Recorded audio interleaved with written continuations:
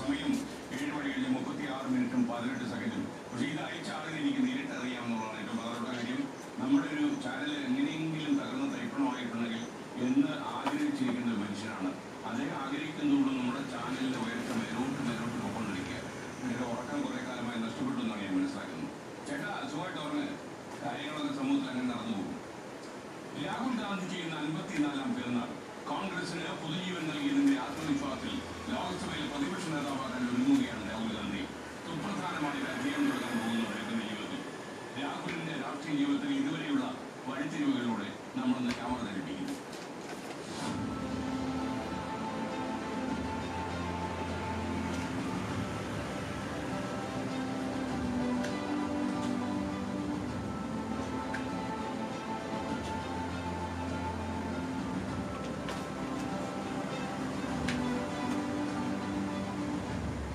രാഹുൽ ഗാന്ധിയുടെ പൊതുജീവിതത്തിൽ ആത്മീയ തലങ്ങളുള്ള ഒരു അന്വേഷണത്തിന്റെ ആഴവും ഇന്ത്യയുടെ ധാർമ്മികതയുമായി ഇണചേരാനുള്ള ദ്വയം പ്രകടമാണ്.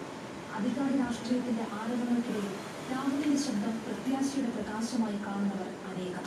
രാഹുൽ കന്യാകുമാരി മുതൽ കാശ്മീർ വരെ നടത്തിയ ഭാരത് ജോഡോ യാത്രയും മണിപ്പൂരിൽ നിന്ന് നടത്തിയ ഭാരത് ജോഡോ ന്യായ് യാത്രയും കോൺഗ്രസിന് പുതുജീവൻ നൽകി.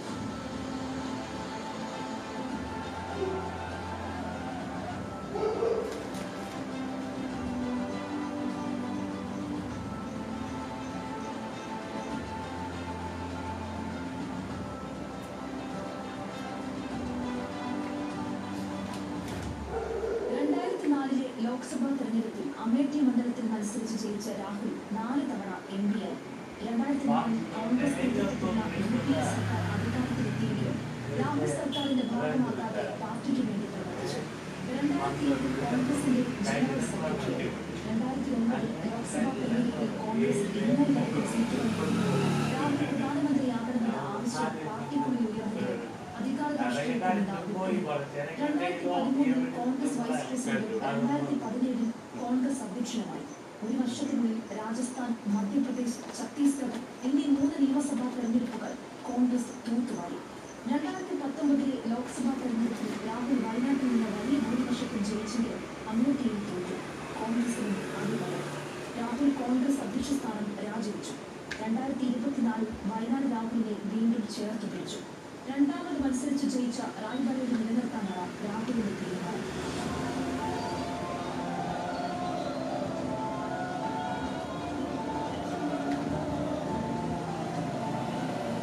രാജ്യത്തിനായി രക്തസാക്ഷിത്വം വരിച്ച മുത്തശ്ശി ഇന്ദിരാഗാന്ധിയുടെയും അച്ഛൻ രാജീവ് ഗാന്ധിയുടെയും പിന്മുറക്കാരനായ രാഹുൽ ഗാന്ധിയോട് ഇന്ത്യൻ ജനതയ്ക്ക് രാഷ്ട്രീയത്തിനപ്പുറമുള്ള അടുപ്പമുണ്ട്. ഉയർച്ച കാഴ്ചകളിലൂടെയുള്ള യാത്രയിൽ രാഹുൽ ഗാന്ധി കൂടുതൽ ജനപ്രിയനാകുന്നു. Research desk 24.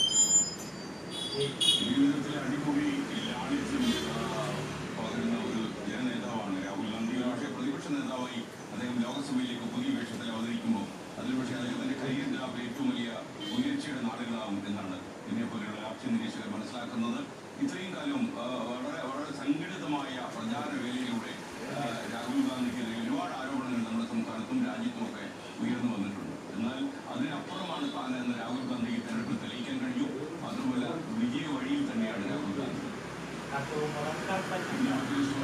സംസ്ഥാനത്ത് ക്ഷേമ പെൻഷൻ മുടങ്ങിയതും മദ്യനയവും നിയമസഭയിൽ പ്രതിപക്ഷം ചർച്ചയാക്കാൻ ഒരുങ്ങുന്നു.